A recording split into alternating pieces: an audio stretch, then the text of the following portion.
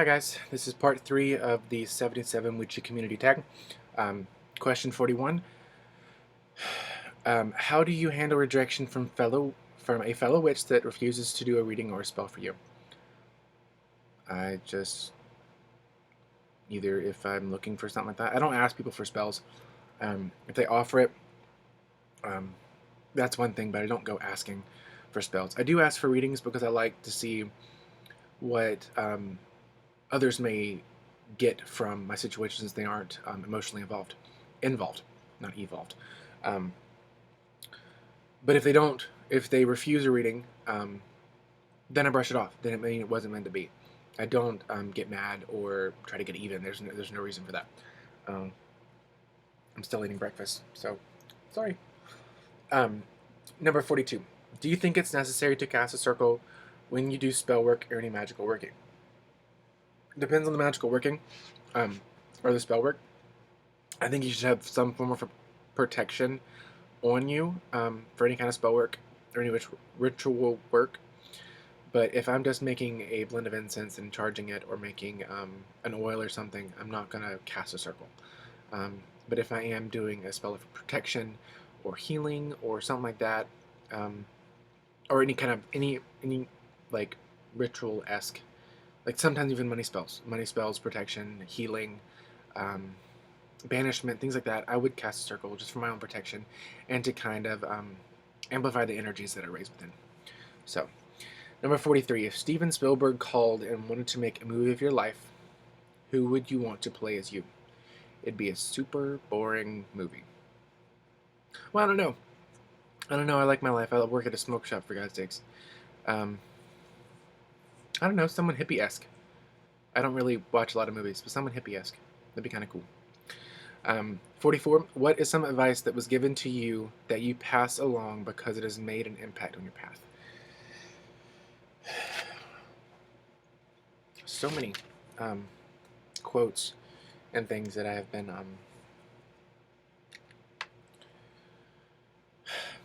But everything happens for a reason. My mom and dad have always said that. Um,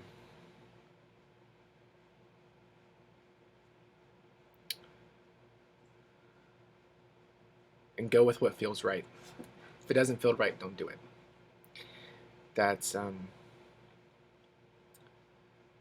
kind of that's what I go with. Go what feels right. If you need to change something, do it. Make it your own. That's the advice that I say that stuck with me the most. Number 45. What is some advice you would give someone who has not found their deity? There's no rush. You have your entire life to find a deity that you want to work with, that or wants to work with you, or wants to get your attention to do something. You have your entire life, your entire study, your entire, maybe not even this life. You may not even find it in this life, or find them in this life. You may find them in the next. But there's no rush. There is no rush. But there is also, I don't believe there's a problem in kind of declaring you want to work with a particular deity, and doing the research and doing everything necessary to make a connection with that deity. I don't think there's a problem with that. That's how I work with Poseidon. Um, that's how I came to work with Poseidon, is I declared kind of a declaration, almost of faith and study and working with him. And I have a symbol that I tattooed on myself that reminds me of him. This kind of his symbol. It reminds me that I'm born of the ocean, you know. Um, so 46, where do you buy your herbs? I buy them from the local pagan shop, Canterbury Cloak and Dagger. Um, Great prices, tons of herbs, super cheap. Well, not really cheap, but I mean, like, they're great priced. 47, how do you feel? How did you feel casting your first circle? Silly, scared, stumbling, etc. I was scared a little bit. I mean, I remember when I first did it, was for a Yule ritual, and I was back home. It was actually when I first cast a circle. Um, I stumbled a little bit, but it was a great experience, something to laugh at. You know, being nervous, changing, going into a different situation for the first time, and changing what you believed in. can be a scary thought, and it was scary at the time. But now I look back on it and laugh, because there was nothing to be afraid of. The devil wasn't going to come and get me or anything like that I was made to believe. It was a beautiful experience, and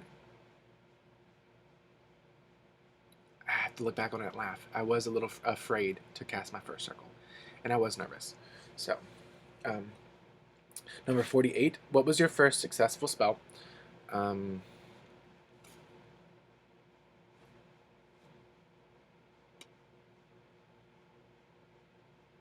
I think it was a study charm that I made in high school for some of the final exams that I had to do.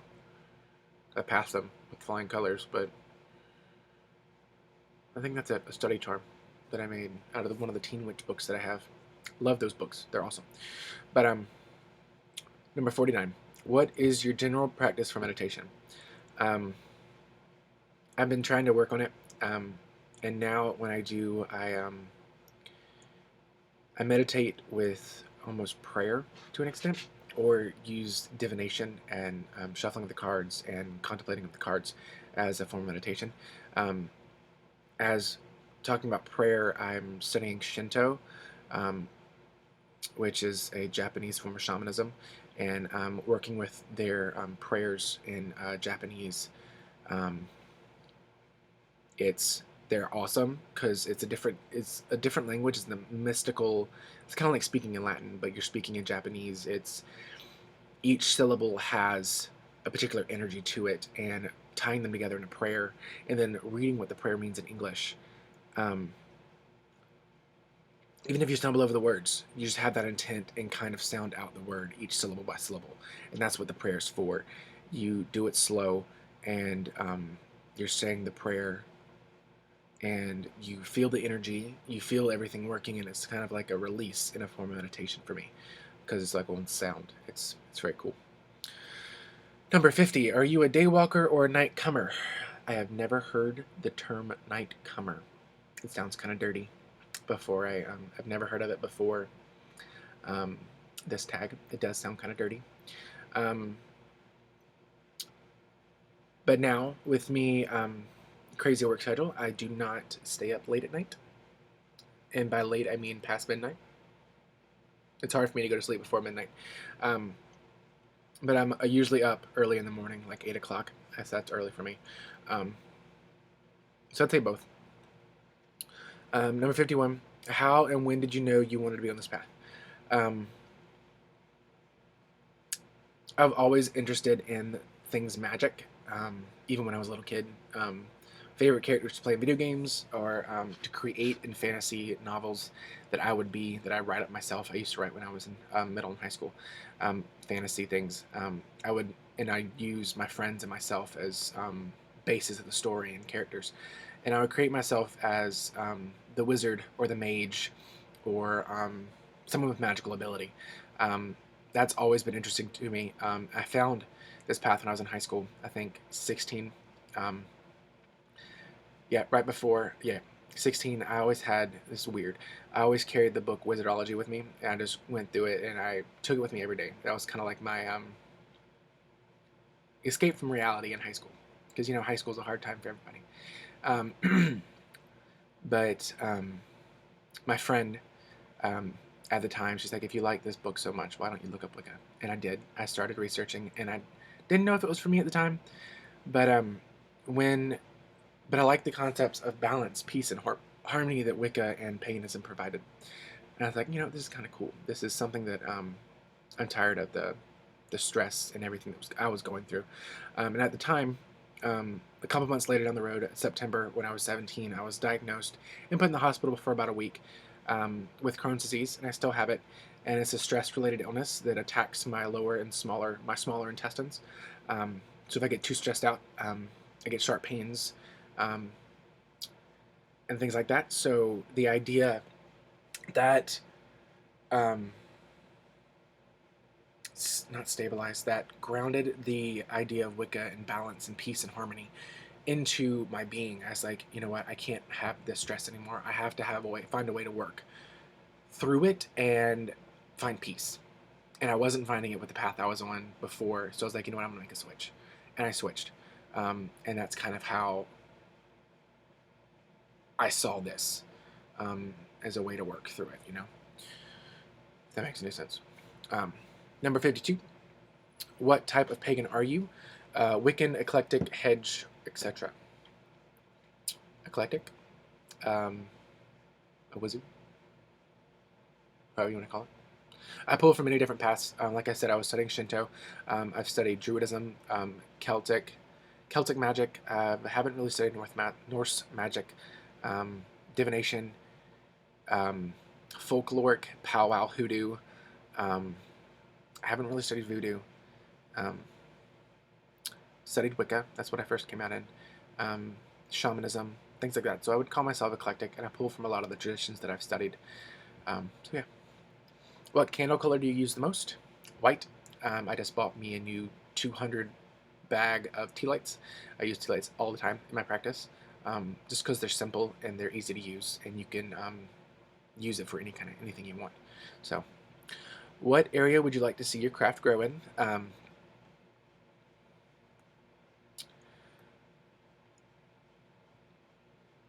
I say I like the aspect of energy work and meditation. So I think those are something cool because I know you can do a lot of things with meditation, and that's something I'm really interested in, almost like astral travel wise. So I think that's something I'd like to see my path go into. Also, rooting myself in a spiritual path because I've always had a hard time with that. I'm the type of person who has to be like constantly reaffirmed of something for it to me to actually understand it. So actually finding and working and doing something spiritually, like a spiritual practice. That's kind of where I want to see it grow. I want to actually have something, you know? So, 55. What is your preference to buy or make your tools? I haven't made an altar tool.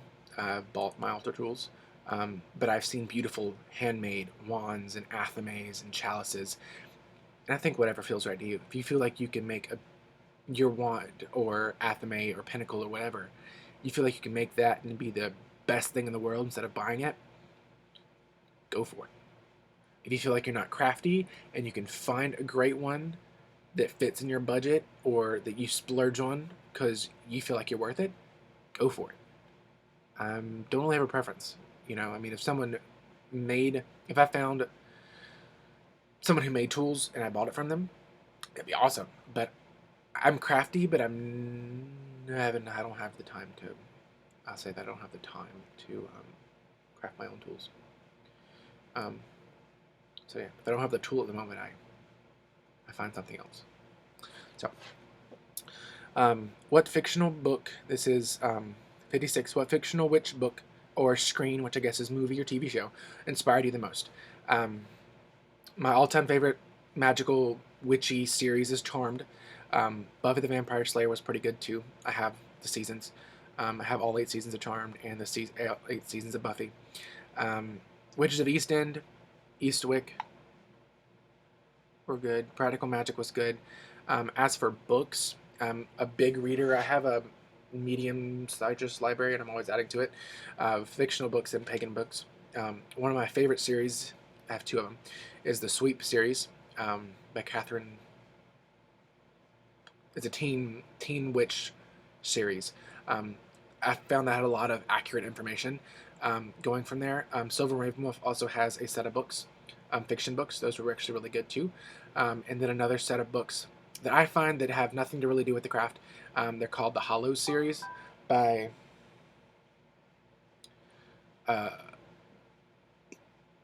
another Catherine or Kate or something, but it's called the Hollow series, and it's about an Earth Witch who is like a detective or a runner. They live in a place called the Hollows where there are mundane people, and then there are also, how do they put it? It's not nightwalkers, but it's like pixies, fairies, werewolves, vampires, and witches, magical folk, I guess you could say. And she's like the detective for both sides, and all the interesting things that come up and how she handles them. So yeah, that was something that's her name. The witch character is Morgan, and so Rachel Morgan. So yeah, I love that series. 57. With your first spell, were you alone or in a coven? I was by myself. My first spell, like I said, it was a study charm, so it was by myself.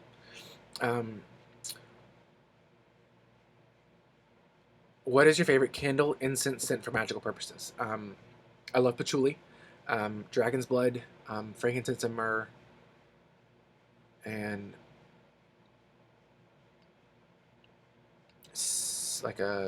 like mixtures of like I have one at home called cinnamon and sage. I love that scent. I got it from Walmart, and I use it in my oil burner all the time. I love it. It just sets the mood. But I think patchouli is my all-time favorite scent. That and dragon's blood. 59. Where is your favorite place to go to reconnect with nature?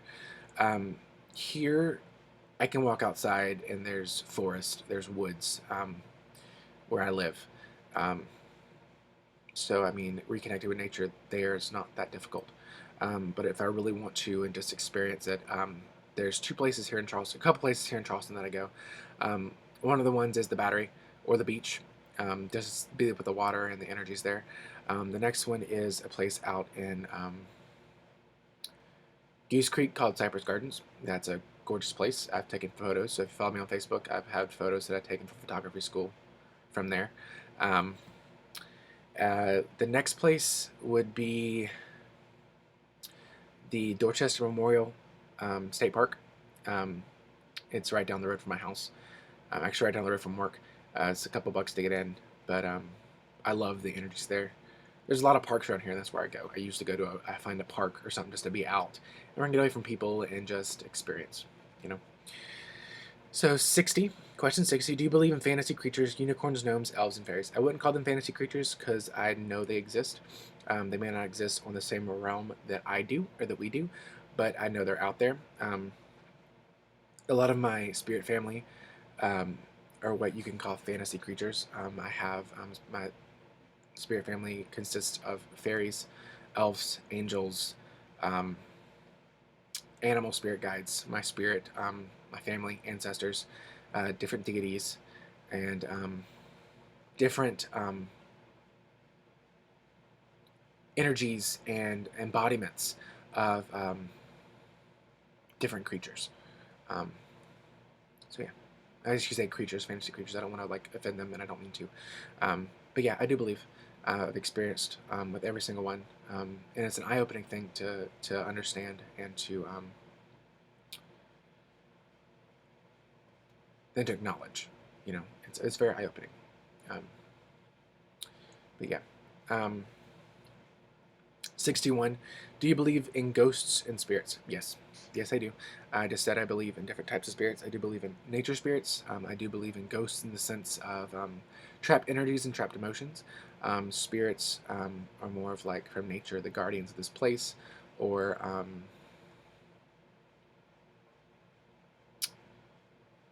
spirits of items, because I believe every item has a spirit, in spirit of self, you know?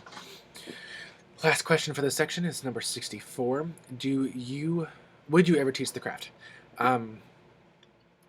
As a whole, no. I don't ever see myself teaching my practice to anybody, because my practice is not one way. It's not set in one way. I don't do a particular thing.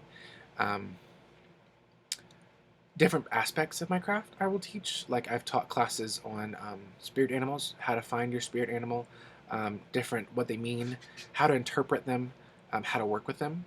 I've also taught a class on being an empath. You know, different aspects of my craft and what I practice. I will teach that I feel free and happy to teach because I want to share my experience. But teaching the craft as a whole, no, I don't ever see myself doing that. So that's it for section 3. I'll be back in a second with section 4. So.